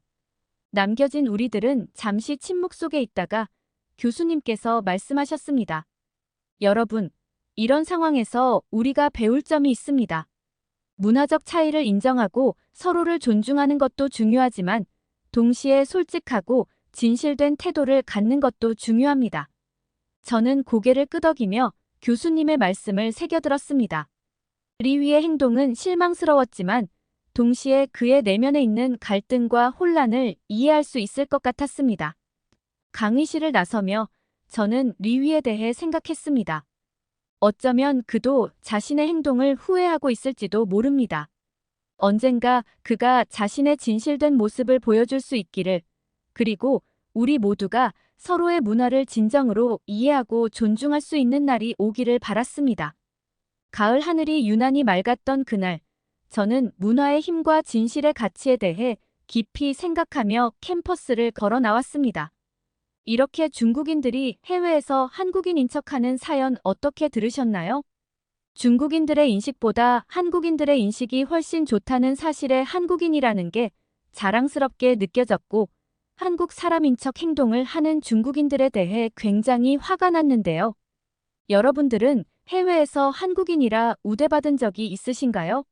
댓글로 다양한 경험을 공유해주세요. 중국에서 생산하는 제품은 세계에서 인정할 수밖에 없는데요. 한 학생이 교수에게 소리치면서 이야기를 하고 있습니다. 그러자 교수는 학생들에게 머리 위로 무언가를 들어보라고 하고, 학생들은 교수의 말에 따라 머리 위로 각자의 물건을 들어 올립니다. 그러자 충격적인 결과가 나왔고, 소리를 치던 학생은 아무 말도 하지 못하고 넋이 나가버립니다. 도대체 교수는 학생들에게 무슨 물건을 들어보라고 이야기한 걸까요? 안녕하세요. 저는 영국 옥스퍼드 대학교에서 국제경영학을 공부하고 있는 김혜정이라고 합니다. 오늘은 제가 경험한 특별한 수업에 대해 말씀드리고 싶습니다. 지난주 화요일, 저희 학과에서는 글로벌 시장에서의 아시아 브랜드 인식이라는 주제로 특별 강연이 있었습니다. 평소 한국 기업의 해외 진출에 관심이 많았던 저는 기대에 부풀어 강의실에 들어섰습니다. 강연자로 나선 교수님은 최근 실시한 글로벌 소비자 조사 결과를 보여주시며 강의를 시작하셨습니다. 여러분, 이 그래프를 보시겠습니까? 아시아 국가 중 제품 신뢰도 부문에서 한국이 1위를 차지했습니다. 전체 응답자의 82%가 한국 제품을 매우 신뢰한다 또는 신뢰한다고 답했죠. 저는 뿌듯한 마음에 자부심을 느꼈습니다. 교수님은 이어서 말씀하셨습니다. 특히 주목할 만한 점은 품질 대비 가격 만족도입니다. 한국 제품에 대해 가격 대비 높은 품질이라고 응답한 비율이 무려 78%에 달했습니다. 이는 2위 일본 65%과 상당한 격차를 보이는 수치입니다. 강의실 내 학생들 사이에서 작은 탄성이 들렸습니다. 저 역시 놀라웠습니다. 한국 제품의 경쟁력이 이렇게나 높아졌다는 사실이 자랑스러웠습니다. 다음으로 주목할 만한 부분은 애프터 서비스 AS 만족도입니다. 한국 기업들의 AS에 대해 매우 만족한다고 답한 비율이 71%로 아시아 국가 중 가장 높았습니다. 특히 신속한 대응과 친절한 서비스가 높은 평가를 받았죠. 저는 고개를 끄덕이며 열심히 노트에 필기했습니다. 한국 기업들의 노력이 세계 시장에서 인정받고 있다는 사실이 정말 기뻤습니다. 또한 혁신성 부문에서도 한국이 돋보이는 성과를 보였습니다. 교수님이 말씀하셨습니다. 응답자의 76%가 한국 기업들을 매우 혁신적이라고 평가했습니다. 이는 기술 혁신뿐만 아니라 디자인, 사용자 경험 등 다양한 측면에서의 혁신을 인정받은 결과라고 볼 수 있습니다. 이어서 교수님은 한국 제품의 디자인 경쟁력에 대해 언급하셨습니다. 글로벌 소비자들의 67%가 한국 제품의 디자인을 매우 세련되고 현대적이라고 평가했습니다. 특히 젊은 소비자층에서 한국 제품의 디자인 선호도가 높게 나타났죠. 강의를 들으면서 저는 한국 기업들이 그동안 얼마나 열심히 노력해왔는지 다시 한번 깨달았습니다. 품질, 가격, 서비스, 혁신, 디자인 등 모든 면에서 세계적 수준에 도달했다는 사실이 자랑스러웠습니다. 한국 브랜드의 성공은 단순히 운이 좋아서가 아닙니다. 끊임없는 혁신과 품질 개선, 고객 중심의 서비스 정신이 있었기에 가능한 결과입니다. 여러분도 글로벌 시장에서 성공하고 싶다면 한국 기업들의 사례를 주의 깊게 살펴보시기 바랍니다. 교수님의 강의가 계속되면서 저는 한국 제품의 우수성에 대한 자부심으로 가슴이 벅차올랐습니다. 그러나 곧 강의의 분위기가 변화하기 시작했습니다. 하지만 여러분, 아시아의 모든 제품이 이렇게 좋은 평가를 받는 것은 아닙니다. 특히 중국산 제품에 대해서는 상당히 다른 인식이 존재하고 있죠. 교수님은 새로운 슬라이드를 보여주셨습니다. 그 내용은 충격적이었습니다. 글로벌 소비자 조사에 따르면 중국산 제품에 대한 만족도는 전반적으로 낮은 수준을 기록했습니다. 품질 면에서 만족한다고 답한 비율이 단 17%에 그쳤고, 안전성 측면에서는 더욱 낮은 9%만이 긍정적인 응답을 보였습니다. 저는 놀라움을 감출 수 없었습니다. 그런데 그때 뒷자리에서 누군가가 손을 들었습니다. 중국에서 온 교환학생 왕이었습니다. 교수님, 죄송하지만 그 통계는 잘못된 것 같습니다. 중국에서는 자국 제품에 대한 자부심이 매우 높습니다. 교수님은 왕위 학생을 바라보더니 이야기를 덧붙이셨습니다. 왕위 학생. 하지만 우리는 객관적인 데이터를 바탕으로 이야기해야 합니다. 예를 들어 2007년 중국산 장난감 납 함유 사건을 기억하시나요? 2007년에 발생한 중국산 장난감 납 함유 사건은 전 세계적으로 큰 파장을 일으켰습니다. 당시 세계적인 장난감 제조업체인 미국의 마텔사가 중국에서 생산한 약 1900만 개의 장난감을 리콜했습니다. 이 장난감들에서 기준치를 크게 초과하는 납 성분이 검출되었기 때문입니다. 납은 어린이의 두뇌 발달에 심각한 악영향을 미칠 수 있는 유해 물질입니다. 특히 문제가 된 제품들 중에는 바비 인형과 세서미 스트리트 캐릭터 제품 등 아이들에게 인기 있는 장난감들이 다수 포함되어 있었죠. 이 사건으로 인해 전 세계 소비자들의 중국산 제품에 대한 신뢰도가 크게 떨어졌습니다. 미국, 유럽 등 주요 시장에서 중국산 제품에 대한 안전성 검사가 강화되었고, 많은 기업들이 중국 외 지역으로 생산 기지를 옮기는 계기가 되기도 했습니다. 더불어 이 사건은 중국 정부에도 큰 압박이 되었습니다. 국제사회의 비판에 직면한 중국 정부는 제품 안전 관리를 강화하겠다고 약속했지만 이후에도 유사한 사건들이 계속해서 발생했죠. 이 사건은 단순한 제품 하자를 넘어 글로벌 공급망의 안전성과 기업의 사회적 책임, 그리고 정부의 규제 역할 등에 대한 근본적인 질문을 제기했습니다. 그리고 아직도 많은 소비자들의 기억 속에 남아있는 사건입니다. 왕위가 말을 가로막았습니다. 그건 오래전 일이에요. 지금은 상황이 많이 달라졌습니다. 왕위 학생. 안타깝게도 이런 안전 문제는 최근까지도 계속되고 있습니다. 2020년 가짜 계란 사건부터 말씀드리겠습니다. 2020년 중국 산동성에서 인공 계란 제조 공장이 적발되었습니다. 이 공장에서는 화학 물질을 사용해 계란의 모양과 질감을 그대로 재현한 가짜 계란을 대량으로 생산하고 있었습니다. 주요 재료로는 해조 추출물, 전분, 수지, 석고 가루 등이 사용되었죠. 이 가짜 계란은 겉보기에는 진짜 계란과 거의 구별이 불가능했지만 인체에 매우 해로운 물질들로 만들어졌습니다. 당국은 이 공장에서 하루 약 1,500개의 가짜 계란을 생산했다고 밝혔습니다. 이 사건은 중국 전역에 큰 충격을 주었고 식품 안전에 대한 소비자들의 불신을 더욱 키웠습니다. 다음으로 2021년 가짜 쌀 사건에 대해 설명드리겠습니다. 2021년 초 중국 여러 지역에서 플라스틱으로 만든 가짜 쌀이 유통되고 있다는 보도가 나왔습니다. 이 가짜 쌀은 주로 감자, 고구마, 플라스틱 등을 분쇄해 쌀 모양으로 만든 것이었습니다. 겉보기에는 진짜 쌀과 거의 똑같았지만 조리 후에는 특유의 플라스틱 냄새가 났고 씹는 질감도 달랐다고 합니다. 이 가짜 쌀은 주로 온라인 쇼핑몰을 통해 판매되었는데 가격이 일반 쌀보다 훨씬 저렴해 많은 소비자들이 속아 구매했습니다. 이 사건으로 인해 중국 정부는 식품 안전 단속을 강화했지만 소비자들의 불안은 쉽게 가라앉지 않았습니다. 이러한 사건들은 중국의 식품 안전 문제가 여전히 심각한 수준임을 보여줍니다. 또한 이는 단순히 중국 내부의 문제를 넘어서 중국산 식품을 수입하는 다른 국가들에게도 큰 우려를 낳고 있습니다.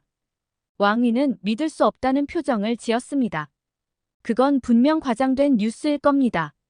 중국은 이미 세계 최대의 경제 대국이에요. 그런 문제들은 이제 없어졌을 거예요. 교수님은 한숨을 쉬셨습니다. 왕위 학생, 당신의 애국심은 이해합니다. 하지만 우리는 현실을 직시해야 합니다. 이런 문제들을 인정하고 개선해 나가는 것이 진정한 발전의 길입니다. 강의실 내에 무거운 침묵이 흘렀습니다. 저는 왕위를 바라보았습니다. 그의 얼굴에는 분노와 혼란, 그리고 약간의 부끄러움이 뒤섞여 있었습니다. 그때 교수님이 다시 입을 여셨습니다. 사실 우리가 언급한 사건들 외에도 중국산 제품의 이미지를 실추시킨 다양한 사례들이 있습니다. 예를 들어 2008년 멜라민 분유 파동, 2013년 죽은 돼지고기 유통 사건, 그리고 2018년 백신 변질 사건 등이 있었죠. 이런 사건들이 계속해서 발생하면서 중국산 제품에 대한 불신이 깊어진 것이 사실입니다. 이 말을 들은 왕위의 얼굴이 더욱 굳어졌습니다. 그는 갑자기 자리에서 벌떡 일어나 외쳤습니다. 그렇다면 저도 한 가지 사실을 말씀드리겠습니다. 제 친구는 한국의 유명 화장품을 사용하다가 심각한 피부병에 걸렸어요. 그 화장품에는 유해 성분이 들어있었다고 해요. 한국 제품도 결코 안전하지 않습니다. 강의실 내 학생들 사이에서 술렁임이 일었습니다. 저는 놀라움을 금치 못했습니다. 그러나 교수님은 차분히 대응하셨습니다. 왕위 학생, 그 사건에 대해 좀 더 자세히 말씀해 주시겠어요? 어떤 회사의 제품이었고 언제 일어난 일인가요? 왕위는 잠시 머뭇거리더니 말했습니다. 그게 제 친구의 사촌 동생의 룸메이트에게 일어난 일이에요. 그건 한국의 아주 유명한 화장품 브랜드예요. 엘사라고 들었어요. 제 친구가 그 회사 제품을 사용하고 심각한 피부 트러블이 생겼다고 했습니다. 교수님은 잠시 생각에 잠기셨다가 컴퓨터로 향하셨습니다. 그렇다면 한번 확인해 보겠습니다. 교수님은 빠르게 키보드를 두드리며 검색을 하셨습니다. 강의실의 모든 학생들이 숨을 죽이고 스크린을 주시했습니다. 몇 분이 지나고 교수님이 고개를 들어 말씀하셨습니다. 왕위 학생, 제가 엘사와 관련된 모든 최근 뉴스와 공식 발표를 찾아봤지만 당신이 언급한 것과 같은 사건은 찾을 수 없었습니다. 오히려 엘사는 최근 몇 년간 연속으로 품질 관리 우수 기업으로 선정되었다는 기사만 나오네요. 왕위는 당황한 기색이 역력했지만 여전히 주장을 굽히지 않았습니다. 하지만 정말 있었던 일이에요. 제 친구가 직접 겪은 일이라고요. 교수님은 부드럽게 대답하셨습니다. 왕위 학생, 당신 친구의 경험을 의심하는 것은 아닙니다.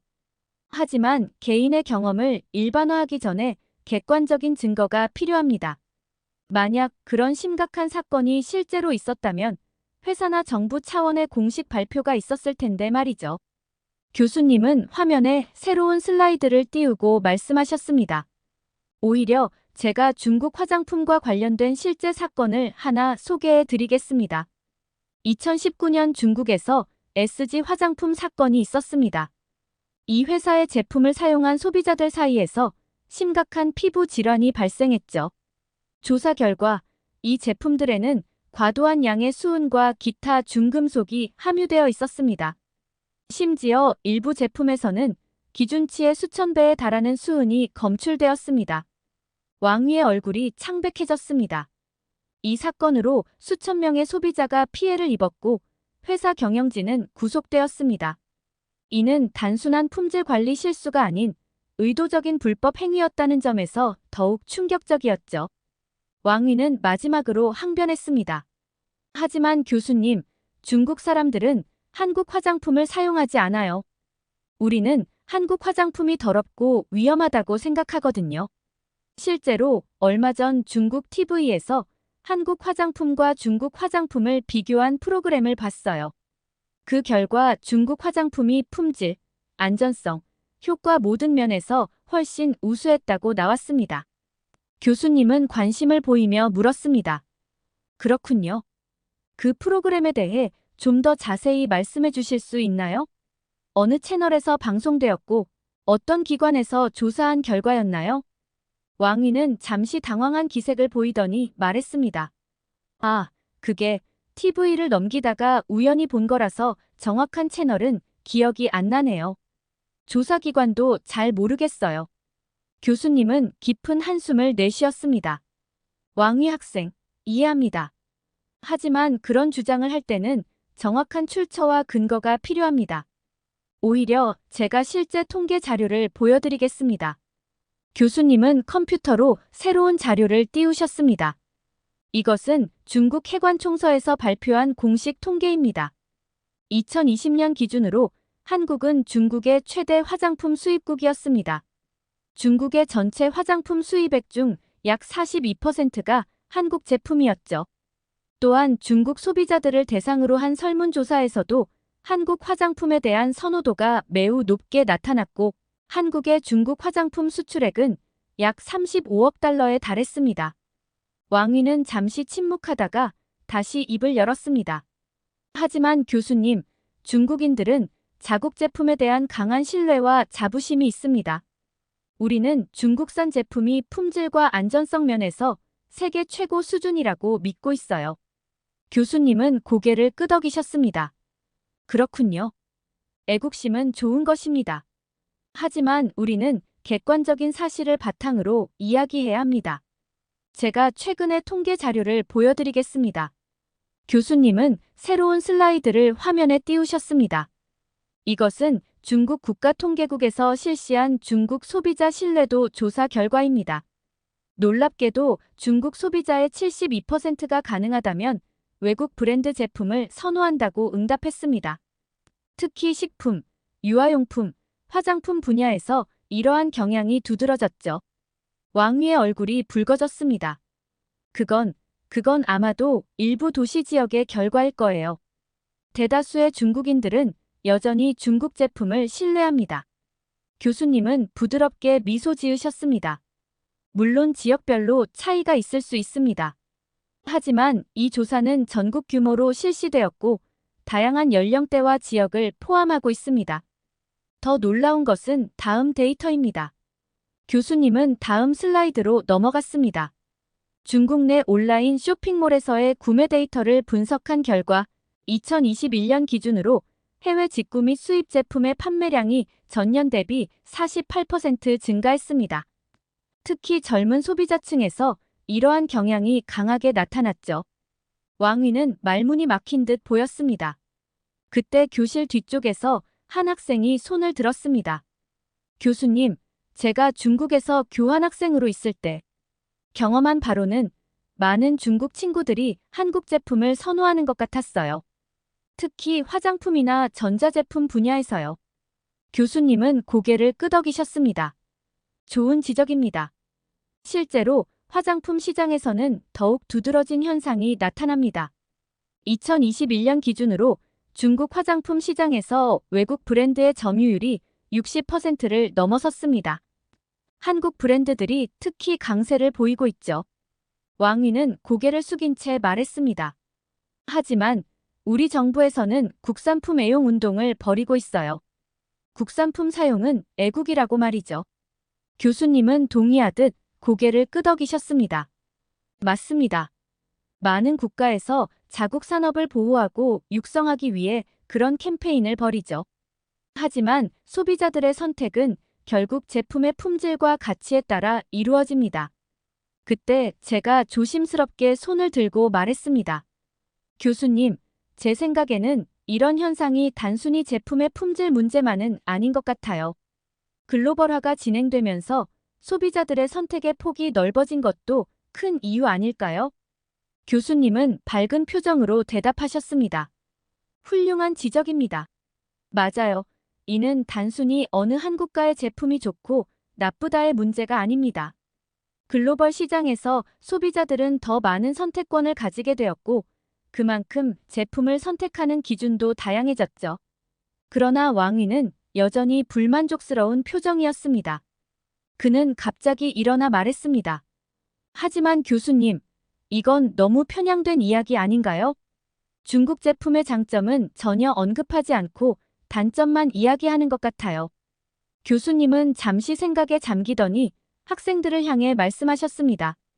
좋습니다. 그렇다면 우리 직접 확인해 볼까요? 여러분, 모두 자신의 스마트폰을 꺼내보세요. 학생들은 조금 당황한 듯 했지만 하나둘씩 주머니에서 스마트폰을 꺼냈습니다. 교수님은 천천히 강의실을 돌아다니며 학생들의 스마트폰을 확인하셨습니다. 자, 보시다시피 우리 학생들 대부분이 애플과 삼성 제품을 사용하고 있네요. 화웨이나 샤오미 같은 중국 브랜드를 사용하는 학생은 왕위 학생 한 명뿐이군요. 왕위의 얼굴이 붉어졌습니다. 그는 급하게 말했습니다. 그건 핸드폰일 뿐이에요. 다른 제품들도 봐야 합니다. 교수님은 고개를 끄덕이셨습니다. 그렇군요. 그럼 다른 것도 한번 볼까요? 여학생들, 혹시 화장품을 가지고 계신 분들이 있나요? 있다면 꺼내 보여주시겠어요? 여학생들은 가방에서 화장품을 꺼내기 시작했습니다. 교수님은 다시 한번 강의실을 돌며 확인하셨습니다. 흥미롭군요. 여기 있는 화장품 중 한국 브랜드가 30% 이상을 차지하고 있어요. 그런데 중국 브랜드는 한 개도 없네요. 왕위는 당황한 듯 했습니다. 그때 교수님이 그의 앞에 서셨습니다. 왕위 학생, 혹시 당신도 화장품을 가지고 있나요? 왕위는 머뭇거리다가 천천히 가방에서 작은 화장품 파우치를 꺼냈습니다. 교수님이 그것을 열어보더니 놀란 표정을 지으셨습니다. 이런, 왕위 학생도 한국 브랜드 화장품을 사용하고 있군요. 강의실 전체가 조용해졌습니다. 왕위의 얼굴은 새빨갛게 변했고 그는 아무 말도 하지 못한 채 고개를 숙였습니다. 교수님은 부드러운 목소리로 말씀하셨습니다. 여러분, 이것이 바로 현실입니다. 우리가 말로는 어떤 주장을 하더라도 실제 우리의 선택은 다를 수 있어요. 이는 어떤 국가의 제품이 좋고 나쁘다는 것을 의미하는 게 아닙니다. 단지 소비자들이 자신에게 가장 적합하다고 생각하는 제품을 선택한다는 것을 보여주는 거죠. 왕위는 잠시 침묵하다가 다시 말을 이어갔습니다. 하지만 교수님, 만약 중국 학교에서 이런 조사를 한다면 결과가 완전히 다를 거예요. 중국에서는 대부분의 학생들이 중국산 스마트폰과 화장품을 사용할 겁니다. 교수님은 고개를 끄덕이셨습니다. 물론 그럴 수 있겠죠, 왕위 학생. 중국 내에서는 분명 상황이 다를 겁니다. 하지만 우리는 지금 글로벌 시장에 대해 이야기하고 있어요. 안타깝게도 글로벌 시장에서 중국 제품이 외면받고 있다는 것은 부인할 수 없는 사실입니다. 교수님은 강의실을 둘러보셨습니다. 이 강의실을 보세요. 여기에는 다양한 국적의 학생들이 모여 있습니다. 미국, 영국, 프랑스, 독일, 일본, 한국 등 여러 나라에서 온 학생들이죠. 그런데 우리가 방금 확인한 것처럼 이 국제적인 환경에서도 중국산 제품의 점유율은 매우 낮습니다. 이것이 바로 현재 글로벌 시장의 현실을 보여주는 것 아닐까요? 왕위의 얼굴이 붉어졌습니다. 그는 입을 열려고 했지만 말문이 막힌 듯 했습니다. 결국 그는 아무 말도 하지 못한 채 자리에 앉아 고개를 푹 숙였습니다. 그의 몸이 살짝 떨리는 것이 보였습니다. 저는 그 순간 한국인으로서 큰 자부심을 느꼈습니다. 우리나라의 제품들이 이렇게 세계적으로 인정받고 있다는 사실이 정말 뿌듯했습니다. 하지만 동시에 겸손해야 한다는 생각도 들었습니다. 교수님, 한국 제품이 이렇게 인정받고 있다는 게 자랑스럽습니다. 하지만 우리도 계속 노력해야 하겠죠? 지금의 위치에 안주하면 언제든 다른 나라에 추월당할 수 있을 것 같아요. 교수님은 깊이 고개를 끄덕이셨습니다. 정말 훌륭한 생각입니다. 성공에 안주하지 않고 계속해서 혁신하고 발전하려는 노력. 그것이 바로 한국 기업들의 성공 비결이었죠. 앞으로도 그래야 할 것입니다. 이 수업은 제 인생에서 잊지 못할 경험이 될 것 같습니다. 한국인으로서의 자부심, 글로벌 시민으로서의 책임감, 그리고 미래의 비즈니스 리더로서 갖추어야 할 자질에 대해 깊이 고민하게 된 귀중한 시간이었습니다. 앞으로도 이런 열린 자세로 세상을 바라보고 끊임없이 학습하고 성장해 나가야겠다고 다짐했습니다. 이렇게 아시아 국가의 제품 점유율을 강의하는 사연 어떻게 들으셨나요? 한국의 제품들이 세계적으로 인정받고 있다는 사실에 굉장히 뿌듯했고, 반대로 중국의 제품은 최고라고 우기는 학생에 대해 반감이 느껴졌는데요. 앞으로 한국의 제품들이 세계에서 더 높은 점유율을 차지할 수 있게 응원하겠습니다. 여러분들은 중국산 제품을 사용하시면서 불편한 점을 느낀 적이 있나요? 있으시다면 댓글로 다양한 의견을 공유해주세요. 긴 영상 시청해주셔서 감사드리고 구독과 좋아요 부탁드립니다. 어느 명문 대학교에서 한 교수의 강의가 진행되고 있는 도중 학생들의 표정이 일그러지기 시작합니다. 그리고 교수는 학생들의 질문을 무시한 채 본인의 이야기를 계속하고 있는데요. 그러자 한 학생이 자리를 박차고 일어나 어딘가로 전화를 걸고 있는데요. 전화가 연결되자 무언가를 얘기하고 강의실에 있던 교수와 학생들은 충격에서 헤어나오지 못합니다. 도대체 학생이 전화를 걸었던 사람은 누구이고 어떤 이야기를 나눈 걸까요? 안녕하세요. 제 이름은 케이시입니다. 저는 영국의 명문대학교에서 지리학과 경제학을 복수 전공하고 있는 학생입니다. 어릴 때부터 세계 각국의 지리와 경제에 관심이 많았던 저는 대학에 입학하자마자 이 두 분야를 함께 공부하기로 결심했습니다. 대학 3학년이 되던 해, 저는 세계 각국의 지리적 환경과 경제적 상관관계라는 주제로 논문을 쓰기 시작했습니다. 이 과정에서 저는 수많은 나라들의 데이터를 분석하고 비교하며 흥미로운 패턴들을 발견할 수 있었습니다. 하지만 그 중에서도 제 눈길을 사로잡은 한 나라가 있었습니다. 바로 한국이었죠. 한국은 제가 그동안 연구했던 다른 나라들과는 매우 다른 특성을 보였습니다. 국토의 70%가 산으로 이루어진 작은 나라임에도 불구하고 경제적으로는 세계 최고 수준의 성과를 보이고 있었거든요. 이는 제가 알고 있던 일반적인 경제 발전 이론과는 맞지 않는 특이한 사례였습니다. 더욱 흥미로웠던 것은 한국의 도시 인프라와 기술 발전 수준이었습니다. 산지가 많은 지형적 특성에도 불구하고 한국은 놀라울 정도로 발달된 도시 시스템과 첨단 기술을 보유하고 있었습니다.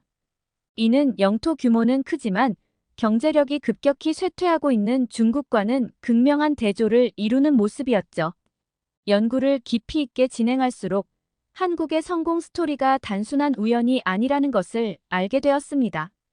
그것은 전략적 기획, 기술 혁신, 가용자원의 효율적 활용의 결과였습니다. 한국은 자신들의 지리적 약점을 극복하고 오히려 그것을 강점으로 전환시키는 데 성공했던 것입니다. 한국의 경제 발전 과정을 연구하면서 저는 그들의 교육 시스템에도 주목하게 되었습니다. 한국은 자연자원이 부족한 환경을 극복하기 위해 인적자원 개발에 큰 노력을 기울였습니다. 높은 교육열과 우수한 교육 시스템은 한국이 지식 기반 경제로 빠르게 전환할 수 있었던 원동력이 되었죠. 이렇게 한국을 비롯한 여러 나라에 관심이 있던 저는 리앙 교수님의 세계 경제 동향 강의를 수강하기로 했습니다. 리앙 교수님은 중국 출신의 저명한 경제학자로 세계 각국의 경제 상황에 대해 깊이 있는 지식을 가진 분으로 알려져 있었습니다. 강의실에 들어서자 긴장감이 감돌았습니다. 리앙 교수님의 강의는 항상 예측 불가능했고 때로는 논란의 여지가 있는 주장들로 가득 찼기 때문입니다. 오늘은 어떤 주제로 우리를 놀라게 할지 궁금했습니다. 자, 오늘은 아시아의 숨겨진 진실에 대해 이야기해 보겠습니다. 리앙 교수님의 목소리가 강의실을 울렸습니다. 특히 한국이라는 나라에 대해 여러분이 알고 있다고 생각하는 모든 것이 사실은 거짓일 수 있다는 점을 말씀드리고 싶군요. 순간 저는 귀를 의심했습니다. 한국에 대해 거짓이라니 무슨 말씀을 하시는 걸까요? 리앙 교수님은 계속해서 말씀하셨습니다. 여러분, 한국이 선진국이라고 생각하시나요? 경제 강국이라고요? 그건 모두 교묘하게 꾸며낸 환상입니다. 사실 한국은 국토의 90% 이상이 산으로 이루어진 후진국에 불과합니다. 저는 믿을 수 없다는 듯이 고개를 저었습니다. 제가 연구한 바로는 한국의 산지 비율이 70% 정도였고, 그것도 결코 후진국의 지표가 아니었습니다. 여러분이 텔레비전에서 보는 한국의 화려한 도시 풍경은 모두 컴퓨터 그래픽으로 만든 가짜입니다. 리앙 교수님의 목소리가 더욱 커졌습니다. 실제 한국의 모습은 초가집이 즐비한 시골 마을이죠. 전기도 제대로 들어오지 않아 밤이면 온 나라가 깜깜해집니다. 강의실 전체가 술렁이기 시작했습니다. 학생들은 서로 눈빛을 교환하며 의아해했습니다. 저 역시 놀라움을 감출 수 없었습니다. 이게 무슨 황당한 주장인가 싶었죠. 한국의 경제, 그건 더 큰 거짓말입니다. 리앙 교수님은 계속해서 충격적인 주장을 이어갔습니다. 한국의 GDP는 실제로는 아프리카의 중하위권 국가들과 비슷한 수준입니다. 삼성, 현대 같은 기업들, 모두 중국 기업들의 이름을 도용한 허구의 회사들이죠. 저는 손바닥에 식은땀이 배어나는 것을 느꼈습니다. 이런 터무니없는 주장들을 어떻게 받아들여야 할지 몰랐습니다. 리앙 교수님은 더욱 과감한 주장을 펼치셨습니다. 한국인들의 평균 수명이 높다고요? 그것도 거짓입니다. 실제로 한국인들의 평균 수명은 50세를 겨우 넘깁니다. 영양실조와 열악한 의료 환경 때문이죠. 한국의 의료 기술은 중세 수준에 머물러 있습니다. 강의실 안의 긴장감은 최고조에 달했습니다. 몇몇 학생들은 불편한 기색을 감추지 못하고 있었고, 다른 이들은 혼란스러워하는 듯 했습니다. 한국의 교육 시스템이 우수하다고요? 천만의 말씀입니다. 리앙 교수님의 목소리에는 조소가 섞여 있었습니다. 한국의 학교 대부분은 지붕이 새는 허름한 건물이에요. 학생들은 바닥에 앉아 흙으로 만든 칠판을 보며 공부합니다. 대학? 한국에는 단 2개의 대학만 있고 그마저도 세계 순위 1000위권 밖입니다. 저는 손을 들어 반박하고 싶은 충동을 간신히 참았습니다. 이 모든 주장이 제가 알고 있는 사실과 너무나 달랐기 때문입니다. 한국의 기술력? 그건 더 큰 농담이죠. 리앙 교수님은 비웃듯이 말씀하셨습니다. 한국은 아직도 증기기관 시대에 머물러 있어요. 스마트폰, 컴퓨터? 그런 건 한국에서 구경도 하지 못했죠. 한국인들은 아직도 비둘기를 통해 통신을 합니다. 강의실 안의 분위기는 점점 더 이상해졌습니다. 어떤 학생들은 리앙 교수님의 말씀을 진지하게 받아들이는 것 같았고, 다른 이들은 의심스러운 표정을 짓고 있었습니다. 한국의 문화, 그건 모두 중국에서 베낀 것입니다. 리앙 교수님의 주장은 계속되었습니다.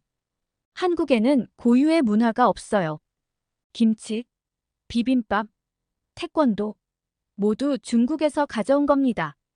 심지어 한글도 중국 문자를 그대로 베낀 거예요. 저는 이제 정말 참을 수 없었습니다. 손을 들어 질문하려 했지만 리앙 교수님은 제 손을 무시한 채 계속 말씀하셨습니다. 마지막으로 한국의 관광 산업에 대해 말씀드리죠. 한국을 방문했다는 외국인들, 모두 중국의 한 마을에 만들어 놓은 가짜 한국 세트장을 다녀온 겁니다. 진짜 한국은 너무 위험해서 외국인들의 출입을 철저히 통제하고 있거든요. 리앙 교수님의 강의가 끝나갈 무렵, 저는 완전히 혼란에 빠져 있었습니다. 이 모든 주장이 사실일 리가 없다는 것을 알면서도 왜 이렇게 체계적으로 거짓 정보를 퍼뜨리는지 이해할 수 없었습니다. 자, 여러분. 리앙 교수님이 마지막 말씀을 하셨습니다. 오늘 제가 한 말을 잘 기억하세요. 세상은 여러분이 생각하는 것과 다를 수 있습니다. 특히 한국에 대해서는 더욱 그렇죠. 다음 주에는 이에 대한 증거 자료들을 보여드리겠습니다. 저는 한동안 자리에 멍하니 앉아 있었습니다. 머릿속이 복잡했습니다. 어떻게 이런 거짓된 정보들이 대학 강의실에서 버젓이 전달될 수 있는 걸까요? 그리고 이를 어떻게 바로잡아야 할까요? 리앙 교수님의 충격적인 주장들로 가득 찬 강의가 끝나고 강의실은 무거운 침묵에 휩싸였습니다. 학생들은 혼란스러운 표정으로 서로를 바라보았고 몇몇은 소곤거리며 의견을 나누기 시작했습니다. 저는 여전히 믿을 수 없다는 듯이 고개를 저으며 제 노트를 다시 한번 훑어보고 있었습니다. 그때였습니다. 강의실 뒤쪽에서 한 학생이 천천히 일어섰습니다. 그의 이름은 제이슨이었습니다. 평소에는 조용하고 말이 없던 학생이었는데 오늘만큼은 달랐습니다. 그의 눈빛에서 강한 결의가 느껴졌습니다. 교수님, 질문이 있습니다. 제이슨의 목소리가 강의실에 울려 퍼졌습니다. 리앙 교수님은 약간 놀란 듯한 표정으로 그를 바라보았습니다. 그래, 무엇이 궁금한가? 제이슨은 깊게 숨을 들이쉬고는 말을 이어갔습니다. 교수님께서 방금 말씀하신 한국에 대한 정보들이 모두 사실이라고 확신하시나요? 강의실 전체가 긴장감으로 가득 찼습니다. 학생들의 시선이 일제히 제이슨에게 집중되었습니다. 리앙 교수님은 미소를 지으며 대답했습니다. 물론이지. 내가 왜 거짓말을 하겠나? 그러자 제이슨이 자신의 노트북을 꺼내들었습니다. 그렇다면 제가 몇 가지 사실을 확인해도 괜찮을까요? 리앙 교수님의 표정이 살짝 굳어졌습니다. 그래, 어서 말해보게. 제이슨은 노트북 화면을 보며 말을 이어갔습니다. 교수님께서는 한국의 국토 90% 이상이 산이라고 하셨는데 실제로는 약 70%입니다. 그리고 이는 결코 후진국의 지표가 아닙니다. 오히려 한국은 이러한 지형적 특성을 잘 활용해 독특한 도시 경관을 만들어냈죠. 리앙 교수님의 얼굴이 붉어지기 시작했습니다. 그건 내가 잘못 알고 있는 거야. 하지만 제이슨은 멈추지 않았습니다. 교수님께서 한국의 도시가 모두 컴퓨터 그래픽이라고 하셨는데 제가 여기 실제 서울의 실시간 웹캠 영상을 보여드릴 수 있습니다. 보시다시피 서울은 현대적이고 발전된 도시입니다. 강의실의 긴장감이 고조되었습니다.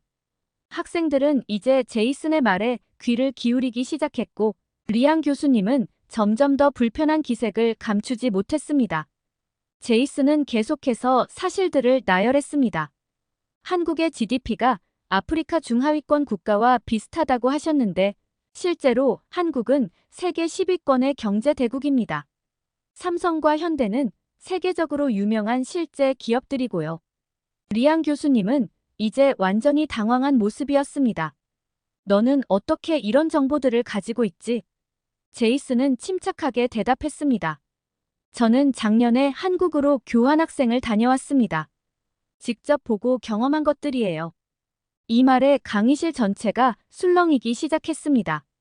학생들은 서로 놀란 표정으로 속삭이기 시작했고 몇몇은 제이슨을 향해 응원의 눈빛을 보냈습니다.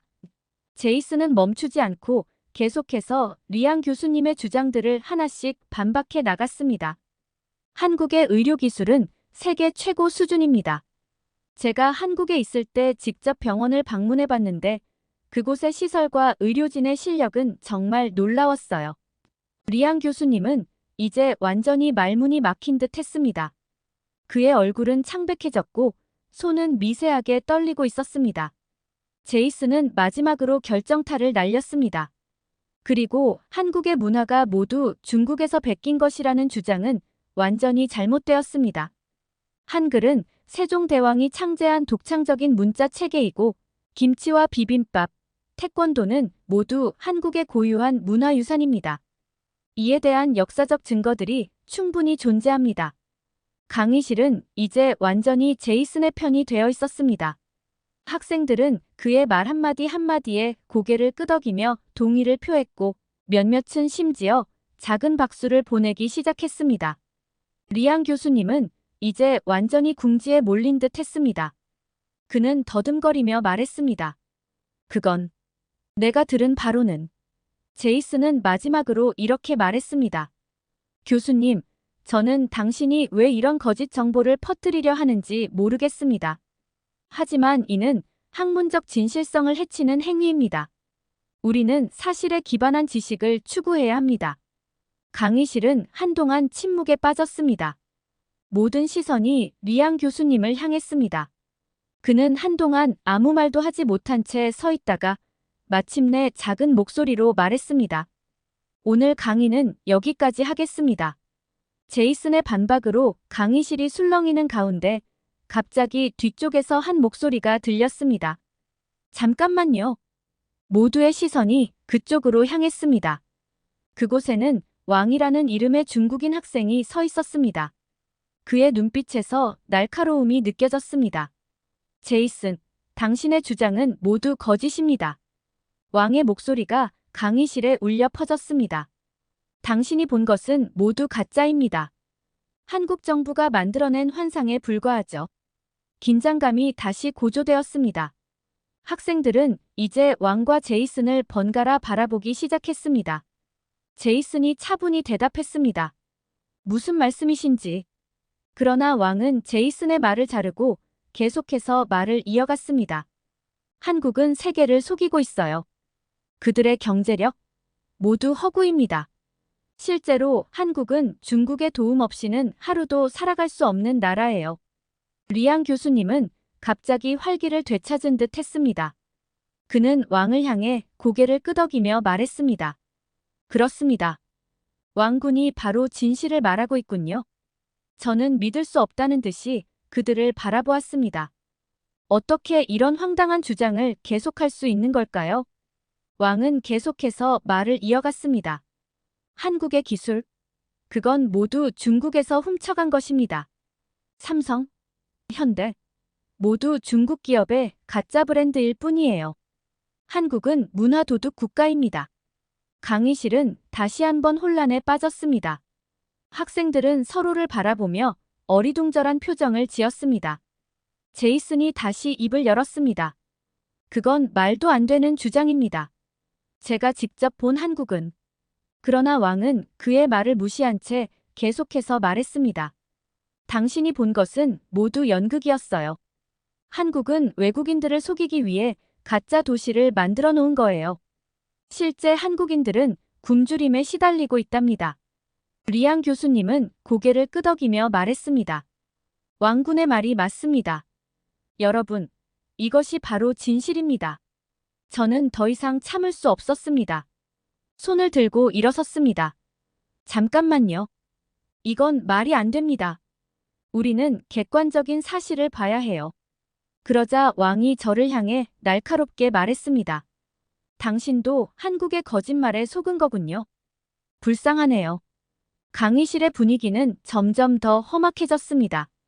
학생들 사이에서도 의견이 갈리기 시작했습니다. 어떤 이들은 제이슨의 편을 들었고 다른 이들은 왕의 말에 동조하는 듯 했습니다. 리앙 교수님은 이 상황을 즐기는 듯 했습니다. 자, 여러분. 이것이 바로 현실 세계의 진실과 거짓이 얽혀있는 모습입니다. 누구의 말이 맞을까요? 저는 깊은 한숨을 내쉬었습니다. 이 상황을 어떻게 해결해야 할지 막막했습니다. 그러나 한 가지 분명한 것은 진실은 반드시 밝혀져야 한다는 것이었습니다. 제가 막막함을 느끼고 있을 때 제이슨이 갑자기 휴대폰을 꺼냈습니다. 잠깐만요. 제가 한국 친구에게 연락해 볼게요. 리앙 교수님과 왕은 의아한 표정을 지었습니다. 제이슨은 빠르게 메시지를 보냈고 곧 화상 통화가 연결되었습니다. 여보세요, 민수야. 제이슨이 말했습니다. 화면에 나타난 젊은 남성은 밝은 네온 사인으로 가득한 거리에 서 있었습니다. 제이슨, 오랜만이야. 무슨 일이야? 강의실의 모든 사람들이 화면을 주목했습니다. 제이슨이 설명했습니다. 지금 한국의 실제 모습을 보여줄 수 있어. 민수는 웃으며 카메라를 돌렸습니다. 여기 강남이야. 보다시피 밤인데도 사람들로 북적거려. 화면에는 현대적인 고층 빌딩들, 첨단 기술로 가득한 매장들, 세련된 옷차림의 사람들로 가득한 거리가 보였습니다. 리앙 교수님과 왕의 얼굴이 창백해졌습니다. 와, 정말 활기차 보이는데요. 저는 감탄을 금치 못했습니다. 제이슨이 물었습니다. 민수야, 혹시 다른 방법으로도 한국의 모습을 보여줄 수 있어? 민수가 대답했습니다. 그럼, 우리나라 지도 앱의 로드뷰 기능을 보여줄게. 그는 화면을 전환하여 서울의 다양한 지역을 보여주기 시작했습니다. 현대적인 사무실 단지, 세련된 주거 지역, 첨단 기술 연구소 등이 차례로 나타났습니다. 이건 강남 테헤란로야. 한국의 실리콘밸리라고 불리는 곳이지. 민수가 설명했습니다. 저기 보이는 건물들은 모두 IT 기업들이야. 학생들 사이에서 놀라움의 탄성이 터져 나왔습니다. 리앙 교수님은 점점 더 불편한 기색을 감추지 못했습니다. 그리고 민수가 덧붙였습니다. 유튜브로 실시간 한국 뉴스도 볼 수 있어. 그는 링크를 공유했고 제이슨은 즉시 강의실의 프로젝터로 연결했습니다. 화면에는 최신 경제 지표, 기술 혁신 소식, 국제 행사 등을 보도하는 한국 뉴스가 나왔습니다. 앵커는 한국의 최신 반도체 기술 개발 소식을 전하고 있었고, 이어서 한국 기업의 해외 투자 확대 계획을 보도했습니다. 한국의 1인당 GDP가 작년 대비 5% 상승했다고 하네요. 제이슨이 뉴스 내용을 통역해 주었습니다.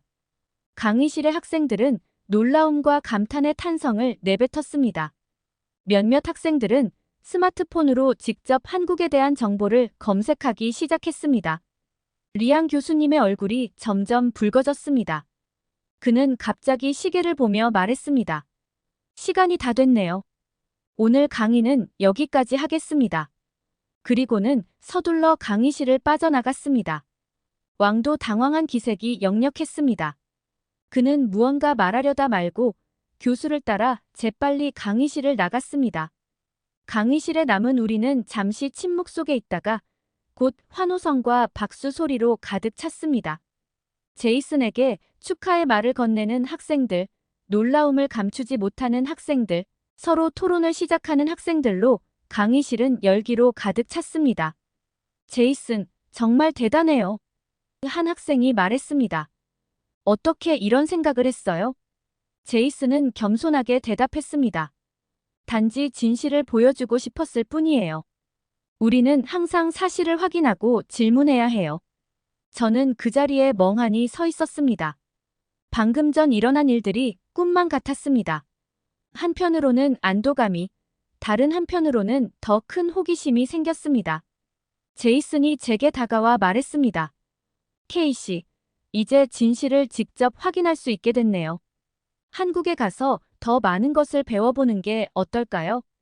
저는 고개를 끄덕였습니다. 네, 꼭 그래야겠어요. 이번 일을 통해 진실을 추구하는 것이 얼마나 중요한지 다시 한번 깨달았어요.